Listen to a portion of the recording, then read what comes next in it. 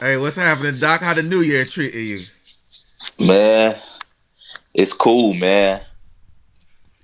It's Yeah, man. cool. It's cool. How about you, man? So far, so good by God's grace, man. That's You know, good. just That's good. realizing, man. I was telling my spiritual father the other day, like realizing this residue. You know, just like I say, white supremacy infects everything, right? This residue of even prosperity gospel in myself. Um, where start the year strong in terms of habits and practices and things of that nature. Um, but then if things, as I'm faithful to what I say I want to do, but while it hasn't panned out the way I want it to pan out, it upsets me. You know what I mean? Like Mm, this idea within us all, and I see in myself, right, that if we are being faithful, we are supposed to be quote unquote blessed, whatever that means. right. You know, or let me not say whatever that means. Blessed means things go our way. Things go the way we envision that they should go.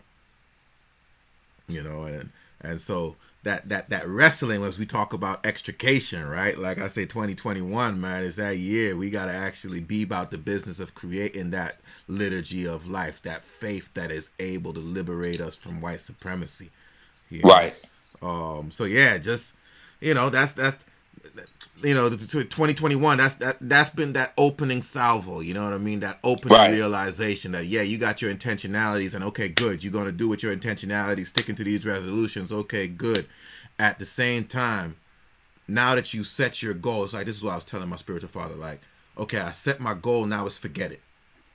You know what I mean? Mm, I set my goal, and I understand the practices that I need to employ to achieve that goal. Sitting back in a layer of discernment, identify the practices that I need to embody in order to mm-hmm. achieve Mm-hmm. that goal. Now forget about the goal, because you've already sat and identified that if I do these things, I will achieve that goal. So now forget the goal, focus on doing those things. Um, and being faithful doesn't mean that you're gonna be prosperous. You know what I mean? Um, Right. the success, quote unquote, is not prosperity from your faithfulness. The success is remaining faithful. Right. So yeah, man, just in that space of, okay, let's double down on this faithfulness thing, because we got a charge to keep. We have, like we say at the end of every episode, right? Like, hey, there's things to be Right. done. Freedom ain't free, and freedom must be had. Right. Right. So Yeah, man. Man, that's interesting that you say that, man, because dawg, it's crazy how God works, bro. So this month, man, at the church, man, I'm in a series titled Faith Cost. okay, And really, man, and the whole theme for the church in 2021 is spiritual wellness. okay, And so part of this whole spiritual wellness piece um is really detoxifying faith, detoxifying those things like you were just saying. I think one of the things that we have to detoxify when it comes to faith is faith doesn't is not shaped by what we do. Faith is shaped by who we are. mm-hmm, mm-hmm, It's about the being. mm-hmm, So when we speak, what we're speaking to is this creative notion of us becoming. And so, man, and that is that an African endemic faith, man. That's the faith that your ancestors, my ancestors, our ancestors, especially who were part of or who are descendants of American slavery, that's what they embodied. yo, it's like when we say, I know in the y'all probably say it in the Baptist tradition, and I know my wife talked to me about looking down and looking like I'm not paying attention. I just gotta let y'all know I'm just cutting up some lemongrass to put in my medication, man. Doc, lemongrass is where it's at, Doc. So but you know, um, when we talk about faith, right? Like beyond the esoteric, right? Yes. Beyond the abstract, right? When you talk about faith, is who you are. It goes back to what my spiritual father was telling me, you know what I mean, and honing in on for me, right? When we talk about in the Episcopal Church, man, they talk about this thing, they you know, good marketing, right? And they Hmm. always say, you know, about becoming beloved community. That's their thing, right? Or it used to be until becoming beloved community was tied to racial reconciliation, and when the white folks in the church got to like we don't want to deal with racial reconciliation, and this was around the time of the royal wedding, with Meghan Markle, Yeah, and yeah, yeah. that's when they switched. That's when the church pivoted from becoming beloved community to talking about the way of love. Because it Hmm. wasn't tied to racial reconciliation somehow. You know what I mean? Somehow you can envision of a way of love that has nothing to do with racial reconciliation. But okay, in any case, I always say that the becoming beloved community was short sighted. When I was on executive council, I used to say this to them, right? Like pinning racial reconciliation and titling that becoming beloved community it cheapens becoming beloved community, because we Hmm. can't even talk about racial reconciliation. We ain't beloved community with one another. White folks ain't Right. beloved community with white folks. Black folks ain't beloved community with black folks. Husbands and wives and children and parents ain't beloved community with one another. Come on, preach, Doc. Beloved community is far and above simple racial reconciliation. And so when we talking about becoming beloved community, and this is where I talk about a faith that is becoming of beloved community. Understanding Reverend, that in order to be in and exist in beloved community, you must have a faith that is becoming of those who would live in that beloved community. Doc, you are preaching today, Doc.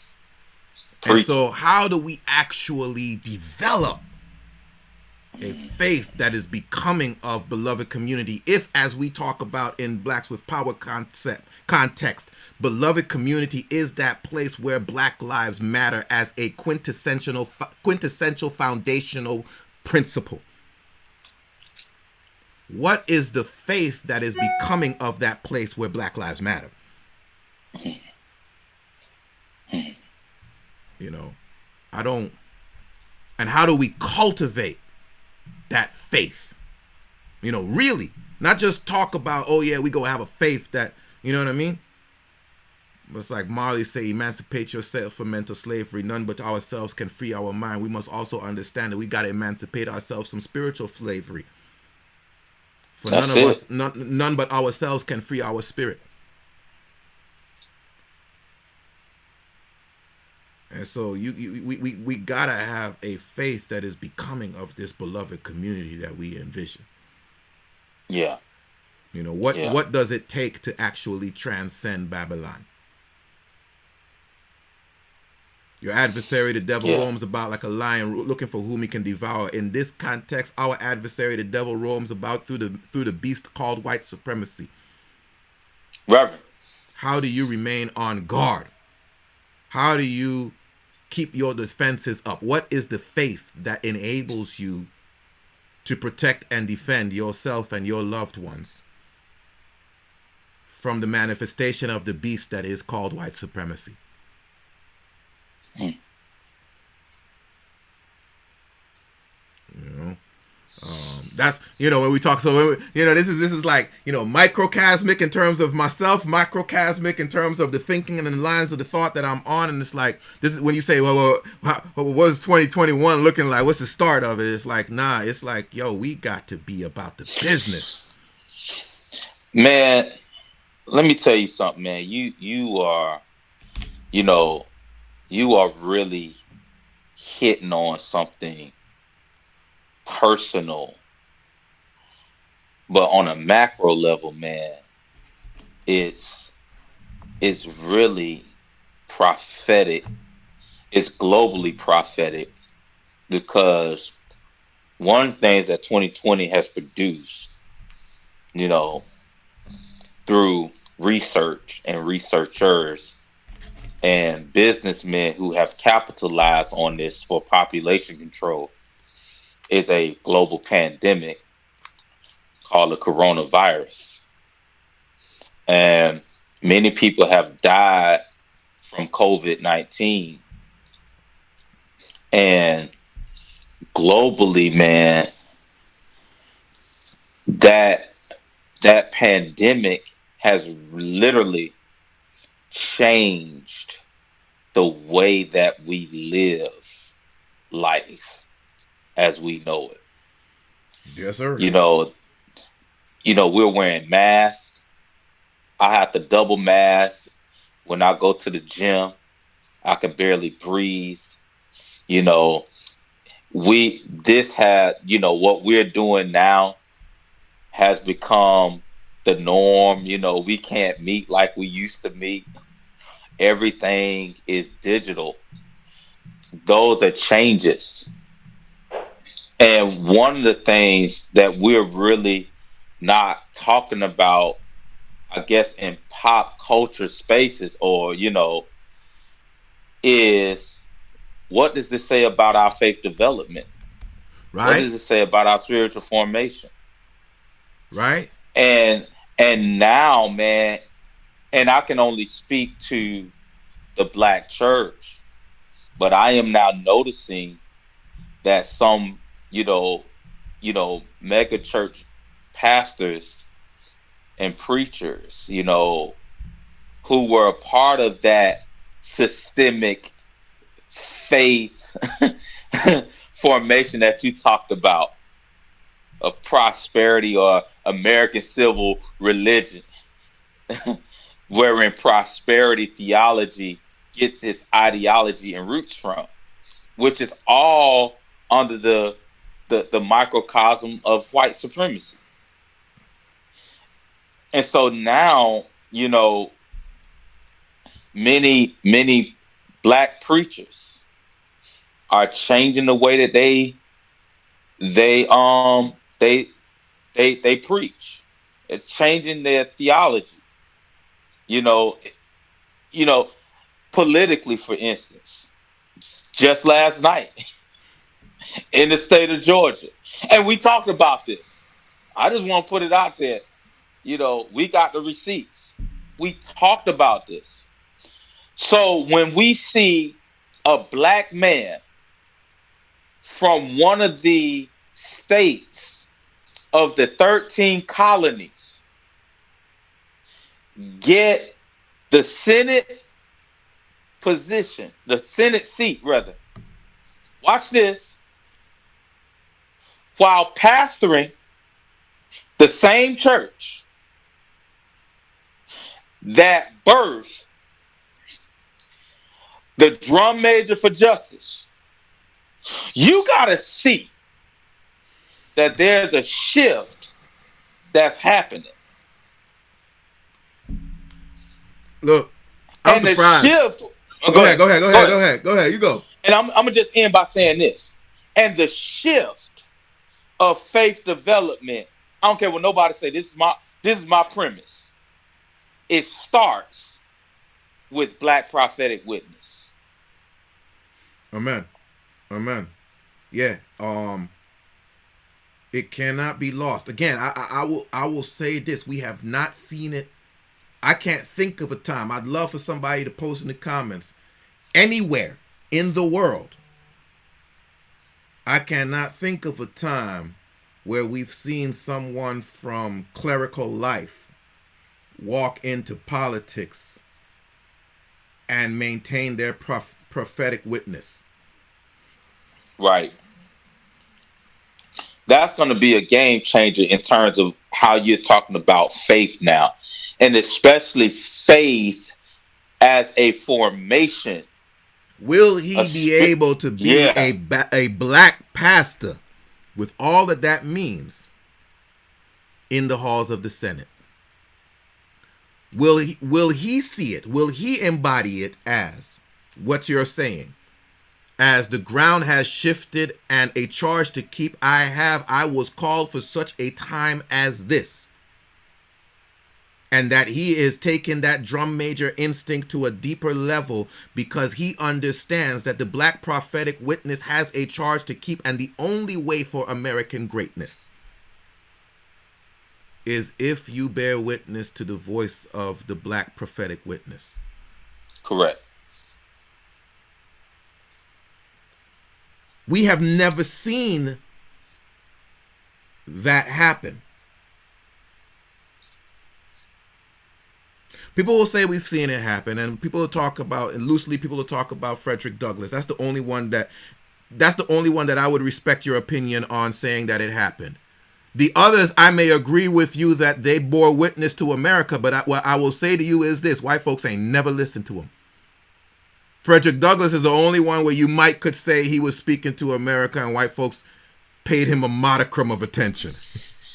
Yeah, but let me push on that. But there's some things that Douglas did within his ideology. This is Oh why you're yeah. saying what you're saying, right? Because really, man, and I want to really push what you're saying because you're right.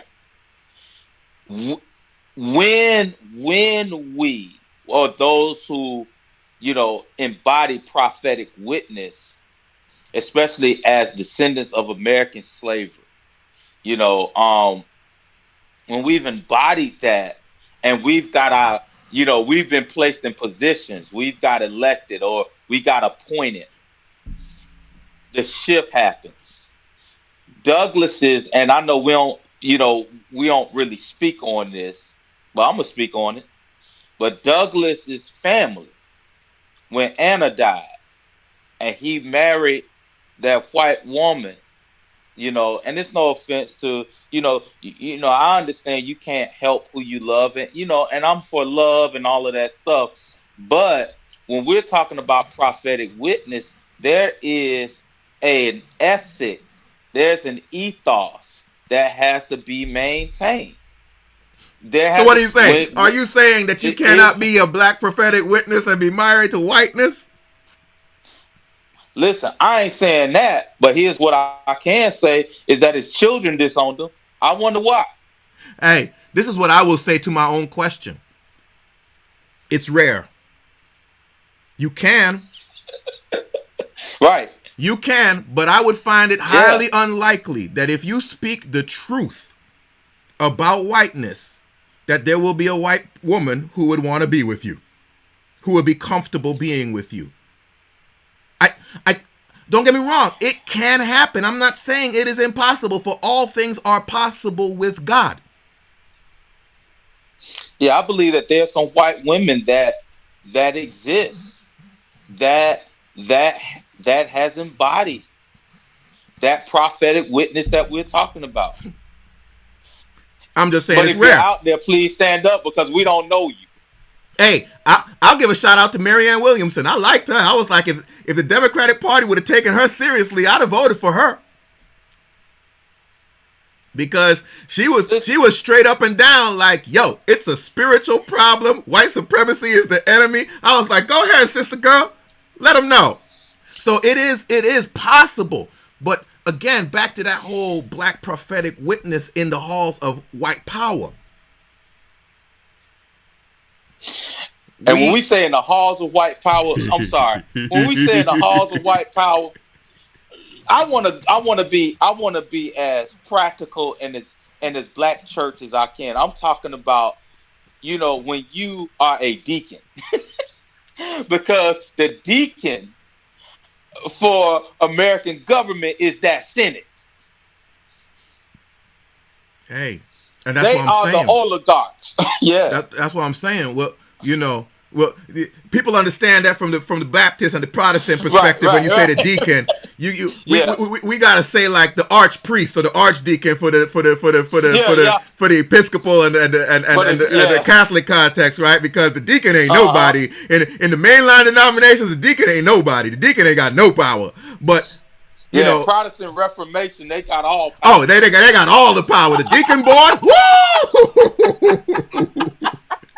See, me, I come to church, I tell the deacon where to sit. You go over there, you do this, you do that. Yeah, I better not do that, man. I might get excommunicated, you know. But to your point though, right? It's like that Senate seat. There's a reason that Senate seat is 6 years. Right. You focus on ideology.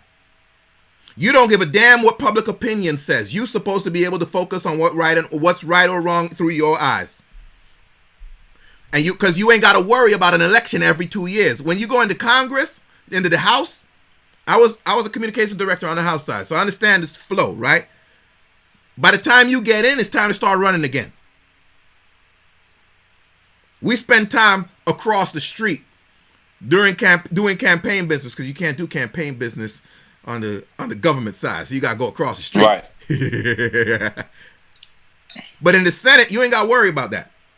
In the Senate, you got 4 to 5 years before you got to start worrying about election. Right. So you got time to stand for what you say you believe in. Yep. And as he runs as Reverend Raphael Warnock, with the full embodiment of what you say, we would want to see, is he able to remain a black prophetic witness? Right. Or is he a black pastor in blackface? Reverend. Say that one more time, because we missed the reference. It just...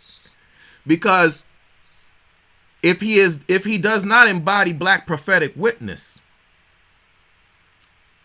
essentially he is the black pastor from Dr. King's church that white power gave to us. Mm. And it is the image that white power has designed for us to keep us in line with whatever they decide for us. You know, it's like I look at this thing, right? Like, we offer up Kamala Harris. We offer her up, right? That's our contribution. And then we vote overwhelmingly. And the thanks that we get is a Hispanic senator to replace her, and Merrick Garland as Attorney General. And here's what white power will tell you. Everybody will tell you that they're righting a wrong that was done to Obama. And that's what they're doing, because that for them and that for most of us will be enough. Because Obama was slighted. And don't get me wrong, he was. But that ain't got shit to do with me. He was slighted. And they will say, oh yeah, it slighted you too because he was on. Well, we don't know what he would have done on the Supreme Court. We don't know who he would have become. Everyone thought John Roberts was a solid right conservative, center-right conservative. And we've seen now that post Ruth Bader Ginsburg, he is the swing vote. Reverend. So we don't know who Merrick Garland would have been on that court. Reverend.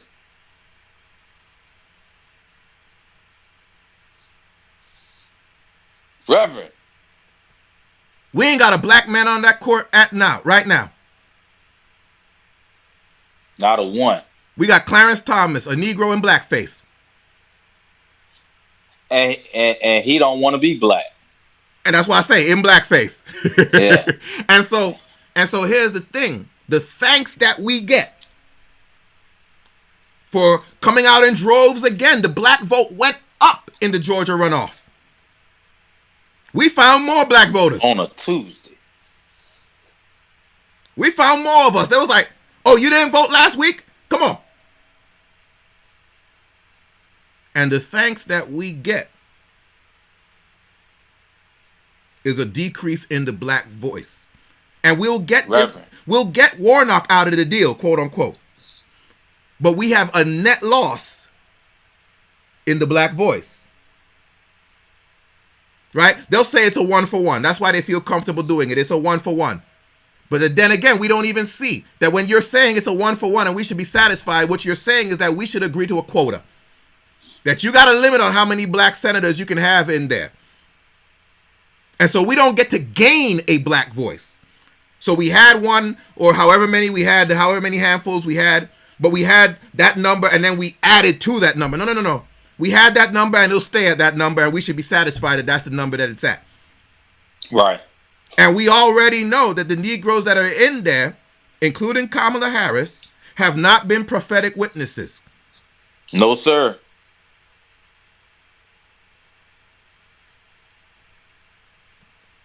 So, that goes back to, that 2021, man. Like,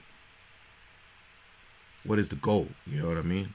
Like, gotta be about that faith that is able to ensure that Black Lives Matter. Yeah. And not just to talk about Black Lives Mattering. Because, I live in Val Deming's district. Black woman, she was up for consideration for vice president, her first term in office. And she's a former police chief. Husband is the former sheriff. Husband is now the mayor of Orange County. They're a power couple. But I got her newsletter, and it was nice because I was a communications director and a legislative correspondent. So for the craft, I was like, oh man, this is nice, man. This is slick. This is woo. Got pictures, and yeah, this'll get voters voting. This'll get your constituents satisfied with what you have done. They ain't gonna read it. Again, I understand the job. I used to do the job. So you give them something slick enough that looks good. You may look at it, but you ain't gonna really read it. It's just going to please you that you're going to hear from somebody, because you don't ever hear from them. That's what the key to my job was, man. And I sent out tons of letters. I had black plastered the district with letters. They were hearing from Cynthia McKinney every week. So this mailer comes out, and it talks about all the accomplishments this year. You know what I mean? Education, COVID-19 relief, so on and so forth. And all of them had that statement that said, this year I sponsored legislation 2. This year I co-sponsored the legislation 2. And this year I co-sponsored legislation 2. And it had bullet list.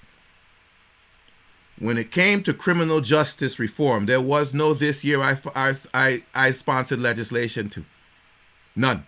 There was no bullet list. There was a paragraph talking about I was a police chief for 20 odd years, or police officer for 20 odd years. And the George Floyd bill is a good start.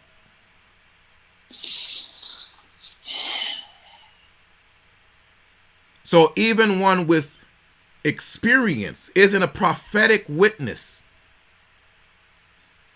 Because on the one hand, okay, you can't control what legislation didn't come up. But if it didn't come up, you damn sure could make your disappointment known that it didn't come up, that you did not have any legislation to sign, that you did not have any legislation that was co-sponsored. You could damn sure express your disappointment, your disgust, your whatever your emotion is, that all you can tell your people about criminal justice reform, your black people who you represent, that this is probably the most salient issue facing us in this country at this time. We don't even get I am outraged that I don't have anything to say that I brought into legislation.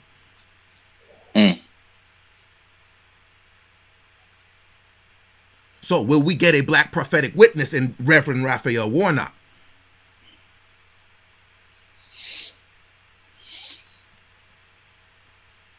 What will we get out of our faithfulness to America and to the Democrats? We say black people saved America from itself. Right. What will we get for our faithfulness? Reverend.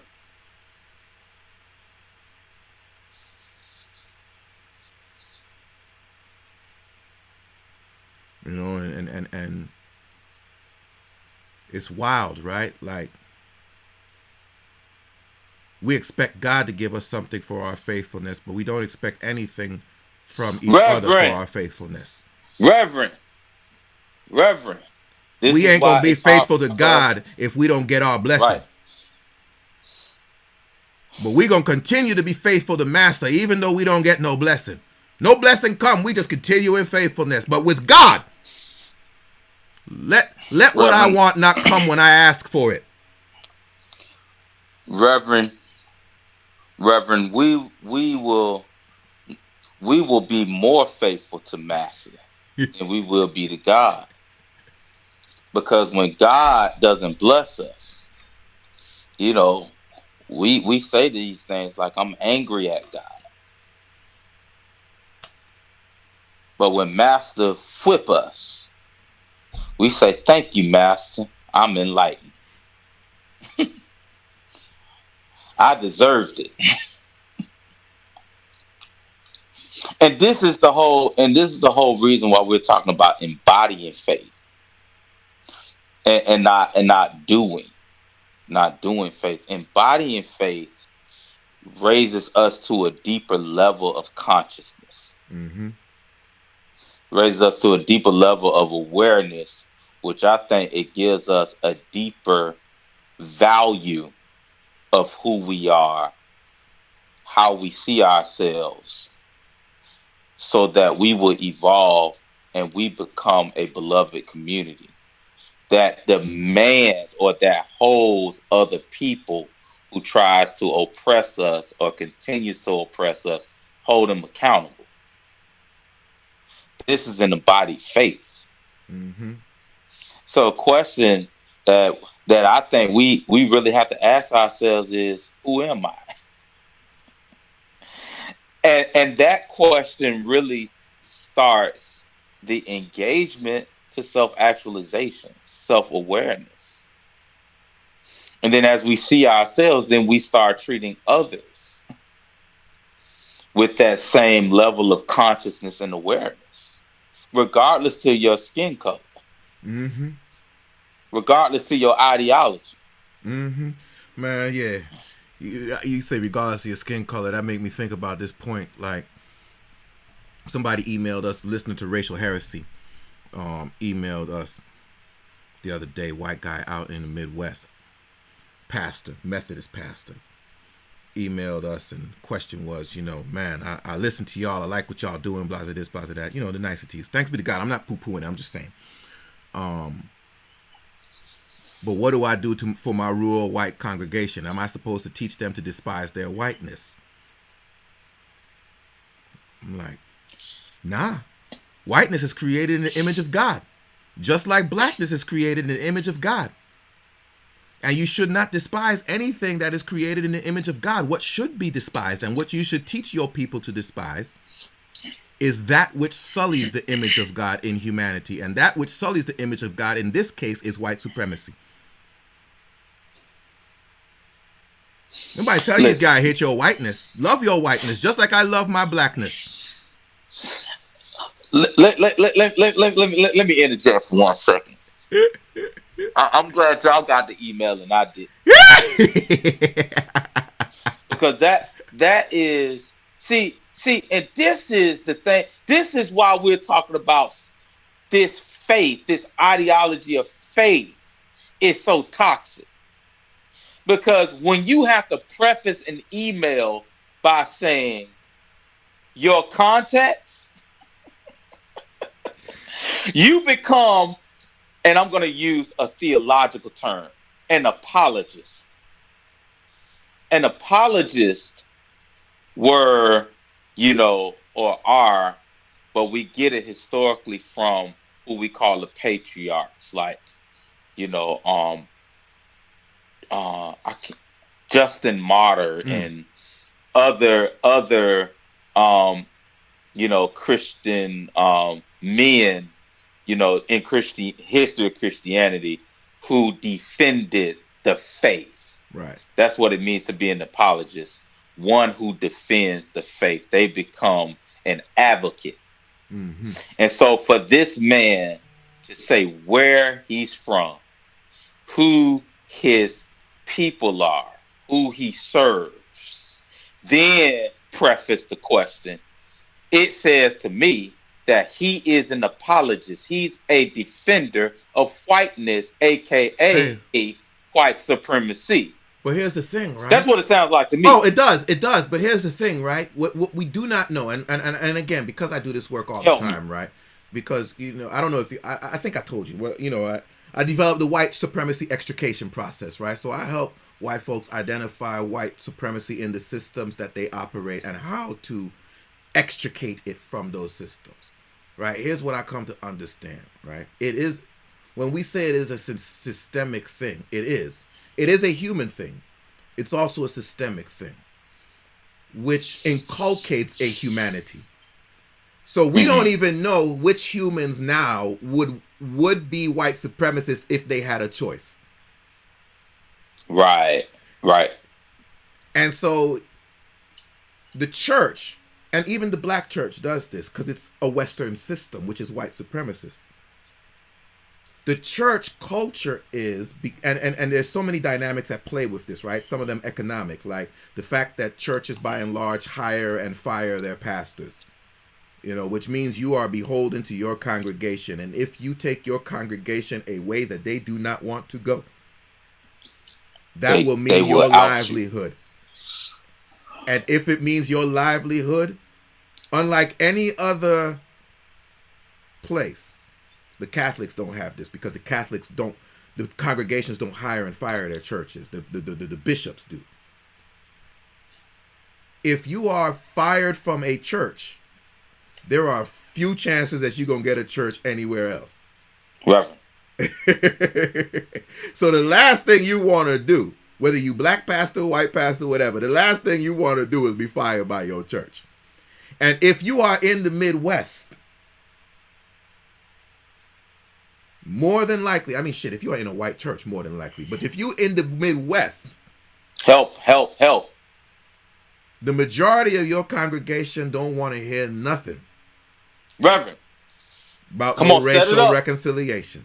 Set it up, Doc. Don't want to Exegete. hear nothing about no white supremacy. And so, this brother, this white brother who, and I call him a brother because he dared to talk to me. You know what I mean? I He tell you, dared to I'm ask the like, I'm question, like, so yo, if you gonna call me he out dared and to ask the ask me a question. question, you gotta be cool because I'm gonna let you know what I think.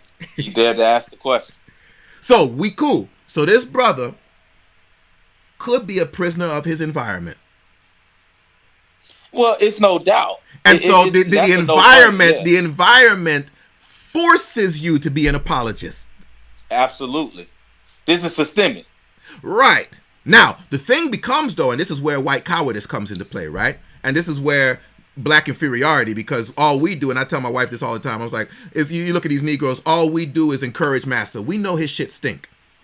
But Help, all we help do me. is we say, oh, Massa, you so good. Look at you. All right, Help Massa, me. go ahead. Yeah. Yes, we can. All right. Build America back better. All right, Help Massa. me. You ready to? America is back, ready to lead and to sit at the head of the Help table. me. Yes, you are, Massa. You go, Massa. Help me.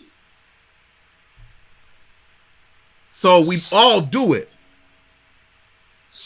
You know what I mean? We all become apologists because that's what's inculcated. Because in Western society, we got this individual goodness thing, and you can't step on my individual goodness, because if you tell me that I'm bad, then I'm gonna show you how bad I am. That's pretty much what it boils down to. If you tell me that I'm bad, I'm gonna show you bad. I'm gonna start lynching. I'm gonna start tarring and feathering. I'm gonna start, and so you learn not to bark up them trees.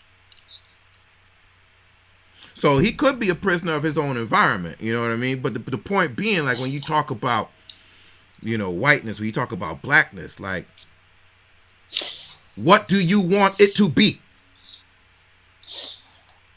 And that's the framework, and that shaping that you're talking about, that Western shaping, that framework, using those words, whiteness, blackness. And this is where it comes back to Reverend Raphael Warnock, right? And we got to use the Reverend because he used the Reverend. He And used this the is where it reverend. comes back, because for most of us in the black church, wherever, even if y'all don't think I'm in black church because I'm in the Episcopal church and I'm kind of like outside the church right now, you know what I mean? But for those of us black church, There's many of us who say this ain't my work. Mm, mm. This ain't the work of the black church. This is the white church's work. And if this is the white church's work mentality is what is in Raphael Warnock, we know he ain't going to be a prophetic witness.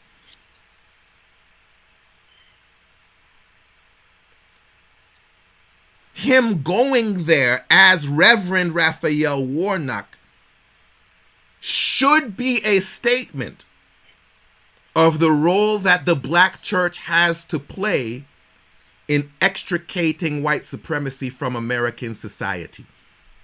Mm-hmm. That's just what I think. I mean, y'all can tell me if I'm wrong. You can tell me if I'm wrong, brother. But if you are going to make a statement that you are running as Reverend Raphael Warnock, coming from, the church that A birthed Dr. tradition. King, Yeah, it's a tradition. It's a to me, tradition it that is a shapes. Yeah. statement Yes. that the black church is here to set America straight. Speaking the truth in love, the word says. But speaking the truth. And in a love that is a love not of appeasement, but a love of the divine. Reverend. Which is not without chastisement. Thy rod and thy staff, they comfort me. They keep me in line. They give me the strength I need to continue on. Cum forte, comfort me. How you think the shepherd used to comfort his sheep with the rod Reverend. and the staff? Reverend. Reverend. Reverend. And so what will we get for our faithfulness? What have we won? Because, I had a brother, and I love him dearly, man. One of my brothers, man. My wife is always like, man, I'm surprised he still talk to you and y'all still talk to each other, you know what I mean? Because we go at it, man. We go at it. We vehemently disagree. But I love him. You know what I mean? And I can tell by the fact that we remain in relationship that the love is mutual. You know what I mean? But we go at it, man. And so he was like, oh, we beat them like a dirty rug today. Talking about the Georgia runoff. And I was like, not really. It was still a margin of 2%. Margin 2%, Doc. Like, and he was like, not even a man of faith like yourself is going to steal my joy this morning. You know what I mean? And that's the joy that we want to have. But it's like I told him, I was like, if that's your joy, it will be stolen because that type of joy is always fleeting. Yes, sir. Say that again, Doc. That type of joy is always fleeting. It will be stolen. And the tragedy of blackness is, and when I say the tragedy, this is not a looking down on him in any way. This is an understanding of the condition of blackness under white subjugation. Yes. The tragedy of blackness is the response. Because I said to him, that type of joy is always fleeting. And here's the response. You are right, brother, but that is our fate in this world as black people. But that's what the majority of us think and feel, because, and the world over, not just in America, the world over. It is the reason why in Africa we still doing dumb shit.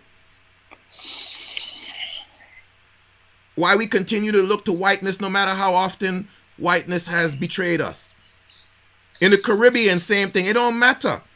The world over, the tragedy of blackness is this idea that we don't have no other choice. Mm. Oppressed so long we could not stand. Could not stand firm in that faithful ideation of a people created in the image of God, redeemed for his purposes and called to his will. Oppressed. Man, that's a line. That's a line. That's a line. That's a line in that spiritual, in that sorrow song. Let my people go. Oppressed so long. And here is the JS Square remix. They had no faith. Because faith is the embodiment to me of your strength of life. And without faith, it is impossible to please God. Without faith, it is impossible to be well. We are powerless. We are without life. And many and in our, and especially we're talking about beloved community. In our beloved community, man, we have been for so long without life that we not only cannot stand, but now we won't stand because we've been oppressed for so long. And this is why we're asking the question about faith. Really, re it's really this is man. It's a reformation It needs to of be. faith. It needs to be. That's It exactly really where we does. started with this. You know what I mean? Like, what does it mean to really be faithful unto the calling? You know what I mean? To be faithful unto this ideation that black lives do indeed matter to God. You know, that we have something to contribute from our perspective. And it doesn't need your approval. As a matter of fact, if it got your approval, it is no longer worthy of being presented. Yes. Like, we need to see what Obama didn't show, and what Tim Scott hasn't shown, and what whatever the hell that other boy named Cory Booker hasn't shown, and what Kamala Harris didn't show. That you can be in America staunchly, proudly black. That you can speak truth to power. To America that has been unjust, particularly along the lines of race, for a particular purpose. Yes. An understanding and an assertion of the righteous indignation of a people that says, no, no, no, you can never be good until you deal with this. Yes. Say her name, not Breonna Taylor. Say her name, white supremacy. That's the bitch that y'all love. Say her name. Don't pretend like you don't know who she is. Yes. It's like I was telling Case the other day, man, or earlier today for racial heresy, man. I was telling him, I was like, yo, I'm coming to a place, man. I ain't worried about racism, man. I ain't worried about racism. You could be racist if you want. Be a racist. I want black people prosper. You can be racist if you want to be. If white people want to be white people for white people, okay, good. I got a problem if you are a white supremacist. I got a problem with a supremacist. If you believe that you're supposed to put me down. If you want to be for white people and you just want to make sure that white people good, you do you. I want to make sure that black people good. But don't put me down in the process. Because here's the thing I hear this white people talk about. Well, I'm not racist. We be letting them off the hook. Because I understand. They may not be racist. They may just be white supremacist. You can be a white supremacist who is not a racist. You can love black people Oh, and just believe that black people are less than you. And deserving of certain kinds of treatment that is substandard to yours. That don't mean you're a racist. You ain't all for white people. You willing to give niggas some crumbs too. And you are also willing to screw some of your own.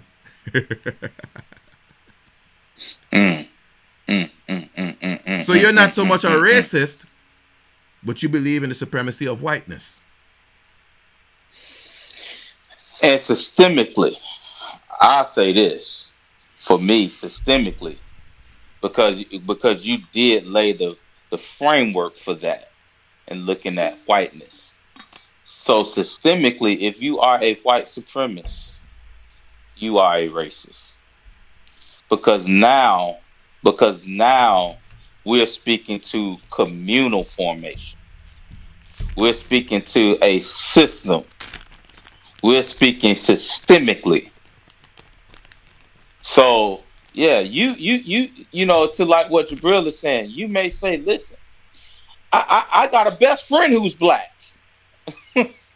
You know, we go golfing all the time. But that nigga better not We think he better than me.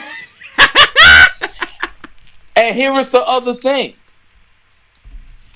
I know we've been taught systemically that black people are not racist.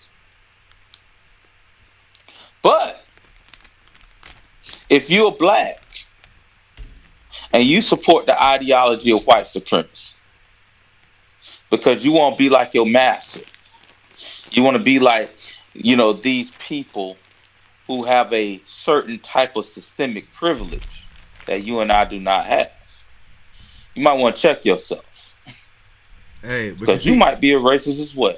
but see, but this is where you and I gonna diverge, right? Because And this is where, yeah, exactly. I want to Yep, redefine things. we are. I want to redefine Help me. things. I want to separate racism from white supremacy Why? because I remember when white folks found out that I was trying to come back to the Episcopal Church and go to seminary. A bunch of them wanted me to come to day school, whichever school it was. Episcopal Divinity School that was up there in Cambridge, Massachusetts. They're now part of Union Theological Seminary in New York because they kind of folded financially. Wanted me to come. Dean invited me to apply for admission. Okay, cool. My spiritual father at that time, my godfather, who's deceased now, had told me, he was like, and I guess I could go now because he said, you can go there over my dead body. So I already knew I wasn't going to EDS. So it's a freedom, you know what I mean? It's a freedom to apply when you know you ain't going. And in the application process, they have this enlightened question. I don't know if it's there anymore, but the enlightened question that they ask is, what you think about anti-racism.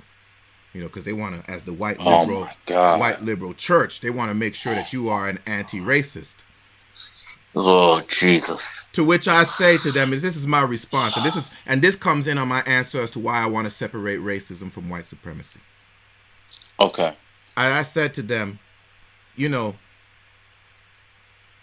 white folks spent over 400 years on a race-first agenda to get their gains. And now once you all have gotten far enough ahead, you come telling black people not to be racist. So we will never be black first. We will never be black for black people because being black for black people is racist. And I don't want to be a racist. I got to show Massa that I can play nice with them. Mm. And so we are afraid to be pro-black. We are afraid to do anything that asserts our blackness, anything that is supportive of our blackness. Because we don't want to be marked as racist. Mm. When Garvey, if Garvey's mantra was race first. I see what you're saying. The problem is not I see what you're racism. saying. I don't care that you white for white people. I don't care that you, Yeah. hey, like Garvey used to say, Africa for the Africans, Europe for the Europeans, Chinese for the Chinese. You know what I mean? Like, if you want to be race first, go for it. Yeah. The problem Yeah. is what white folks' racism has amounted to was an idea of supremacy. Right. That not only are they going to do for themselves, but they are going to do for themselves by oppressing others. Right. I don't have no problem if white people wanted to do for themselves and had stayed their ass in Europe. Cool. Right. You do you. Only help white people. Stay to yourselves. Great.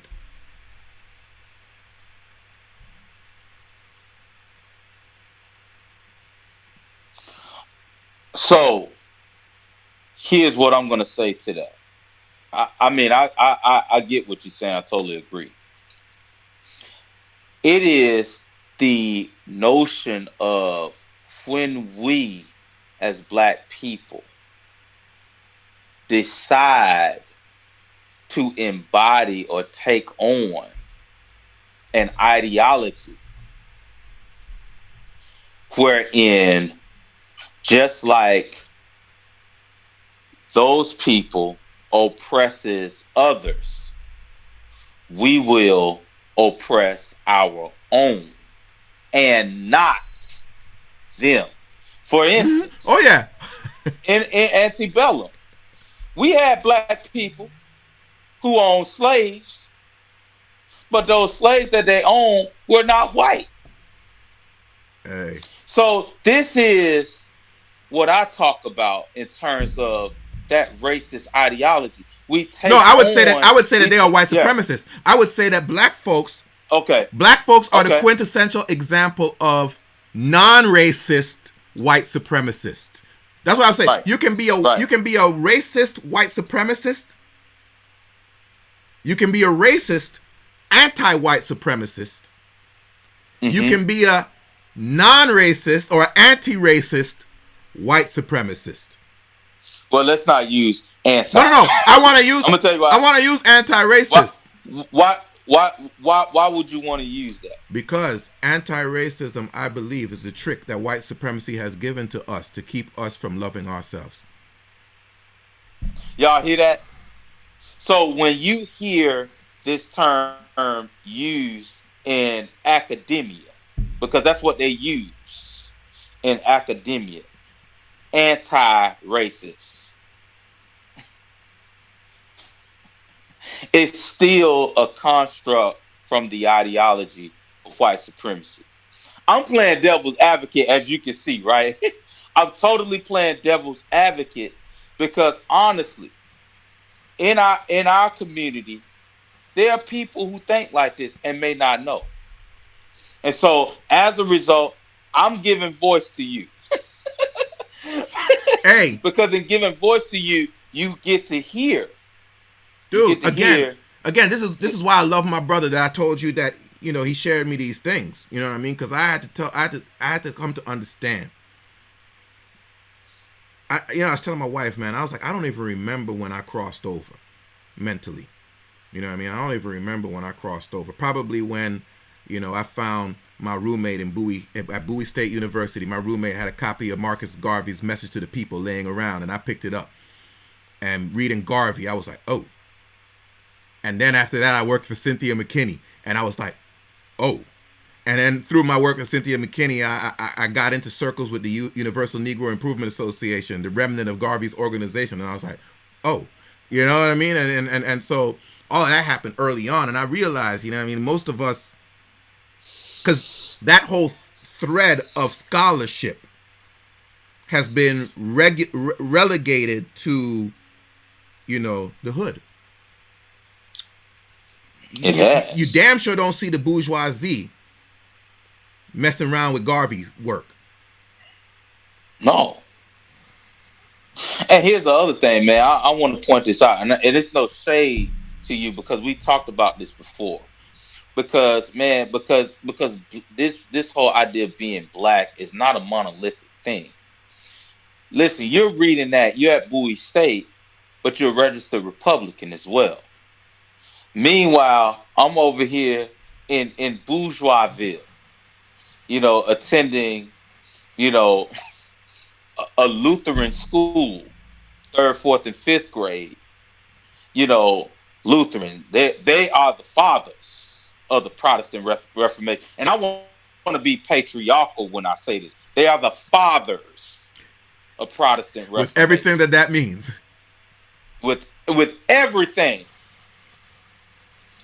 And this is where I encountered at that school at a Lutheran church, Father Protestant Reformation, racism, or I should say this, my bad, white supremacy. Yes.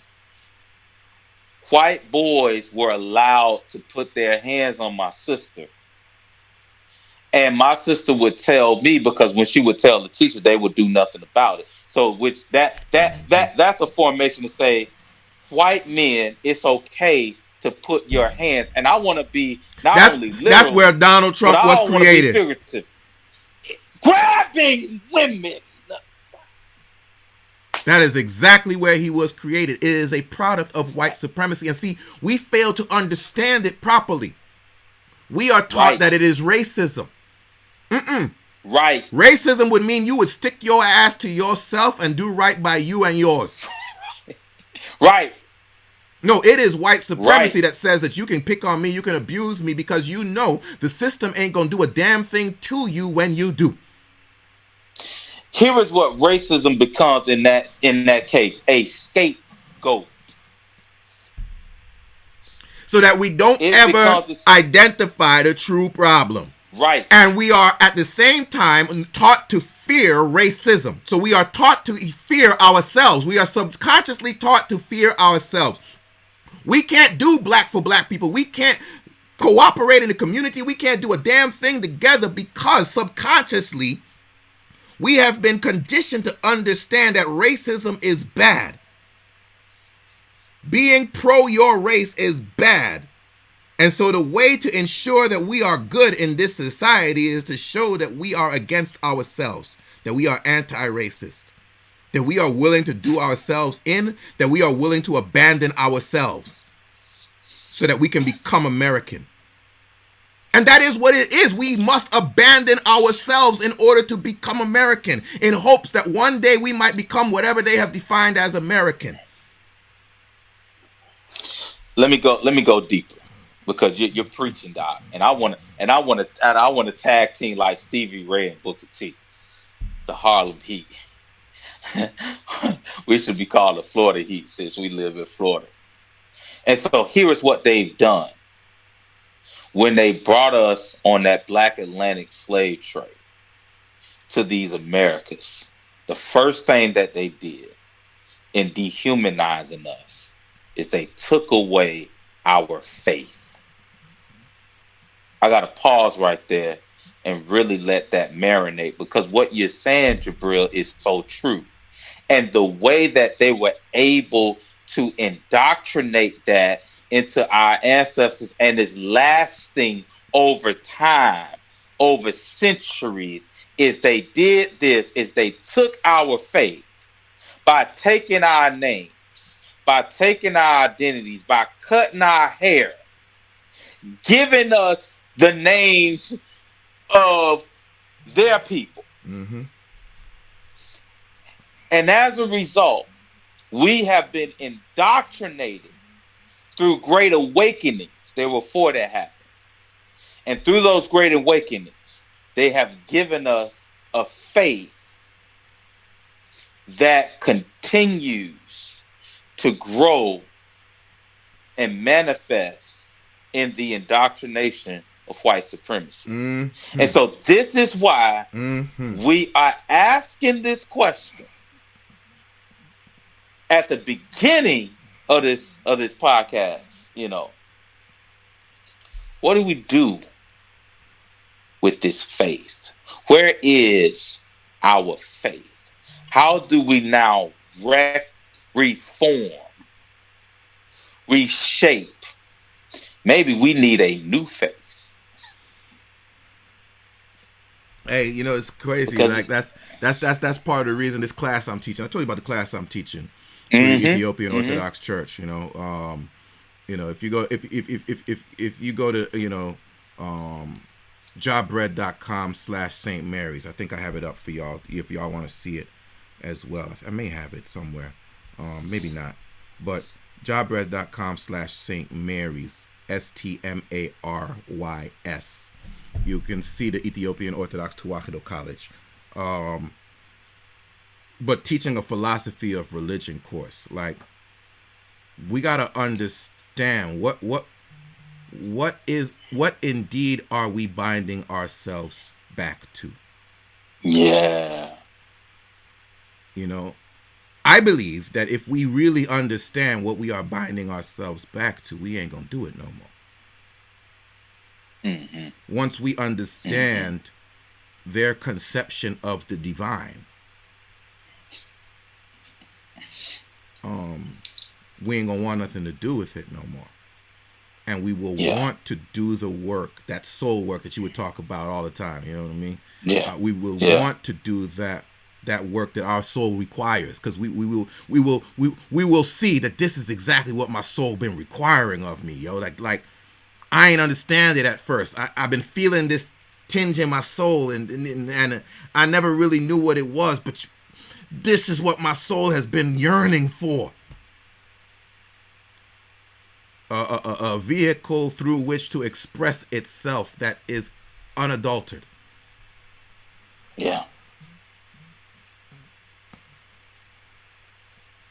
And so Yeah.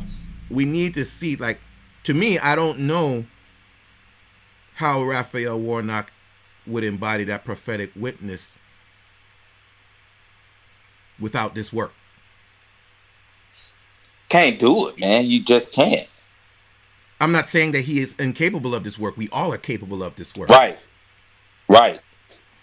I might even venture in to say I'm pretty sure he hasn't done this work. Because most of us don't. You know, that's not what the black church calls us to do.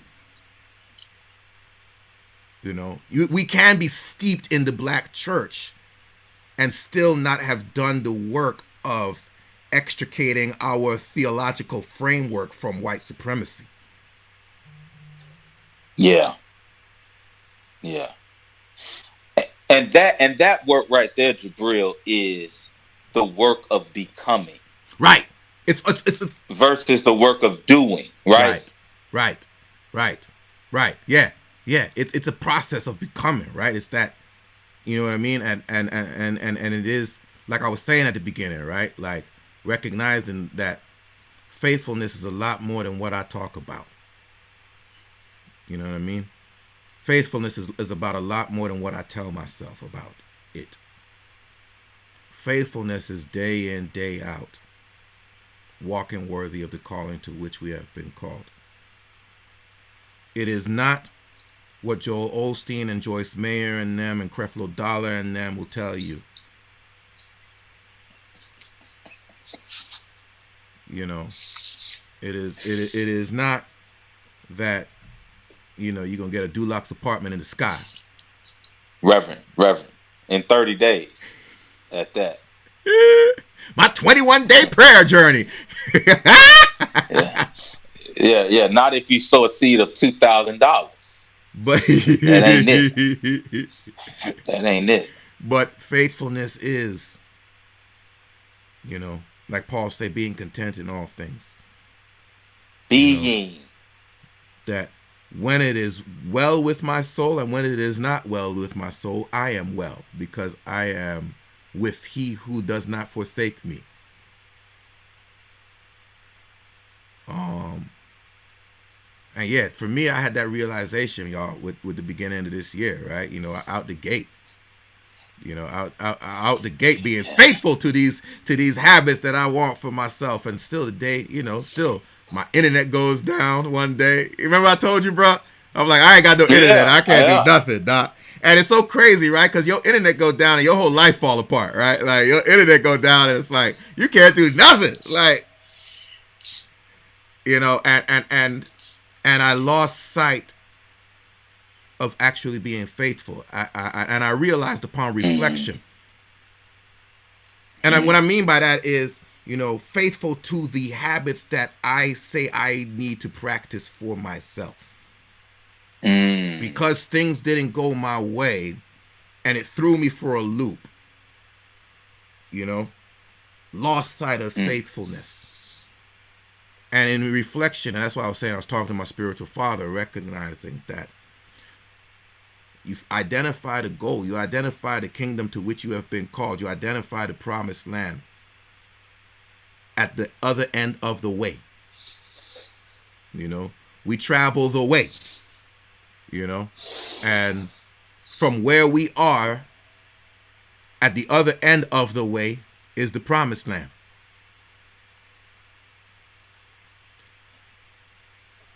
But just because you travel the way to the promised land don't mean you ain't gonna never hit a ditch. Don't mean you ain't gonna get a flat.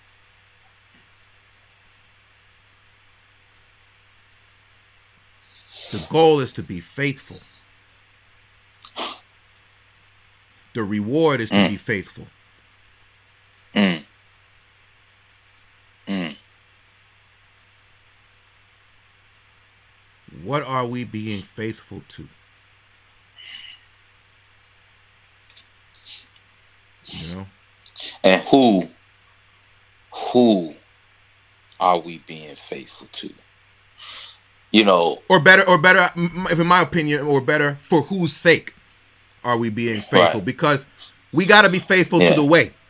You know, Yeah. you know, we It, are faithful to the way for the sake of the Lord. Yeah, you can't serve two masters.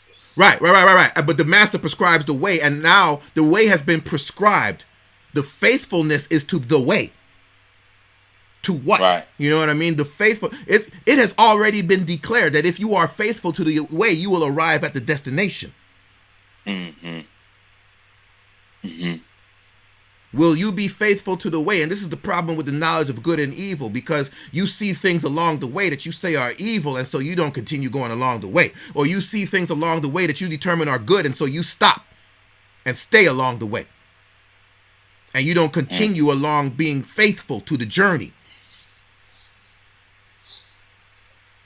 The promised land has been declared, and if you and I are faithful to the way, we will arrive at the promised land on earth as it is in heaven. I ain't talking about no upper room. Right.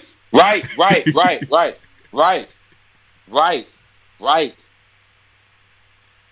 But see, that to me is the deep spiritual interpretation of the black faith, of the black church experience, of the experience of blackness. Forget the black church experience. I hate that, right?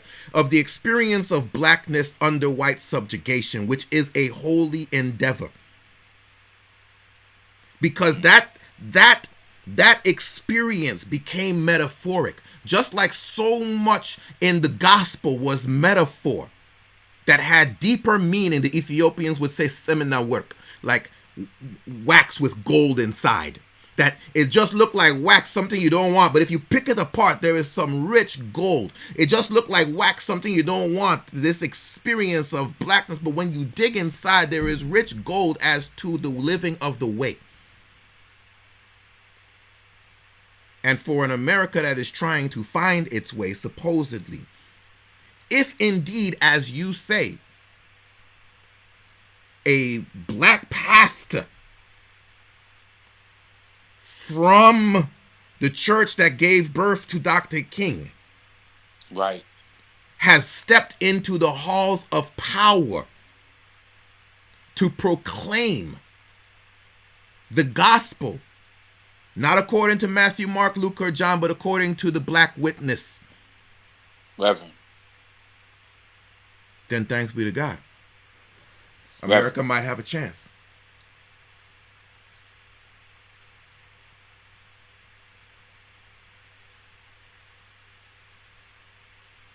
But if not, you know, then I Hmm. guess, and this is why I always close with that same piece. You know what I mean? Because, man, the becoming of beloved community, right?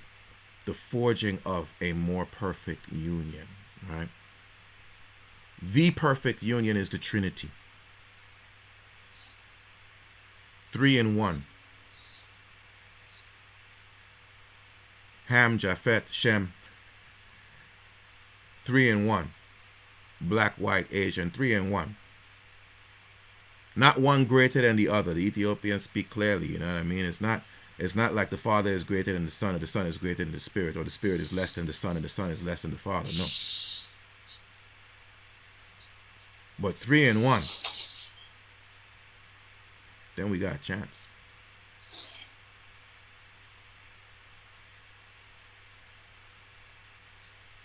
So what will our contributions as black people be to the forging of this more perfect union? What is it that we have to offer? Do we have nothing more than our votes and our subjugation, loyal subjugation to white power, whichever elements of white power? Is it true that this is the fate of black people and this is all that we can do? Or do we have something greater worth contributing? If Black Lives Matter, as we say, shouldn't we have something greater to contribute than just... If Black Lives Matter, doesn't America need the insight and witness of a free, independent black voice? Speaking from the pains and the joys of black experience? Unabashedly?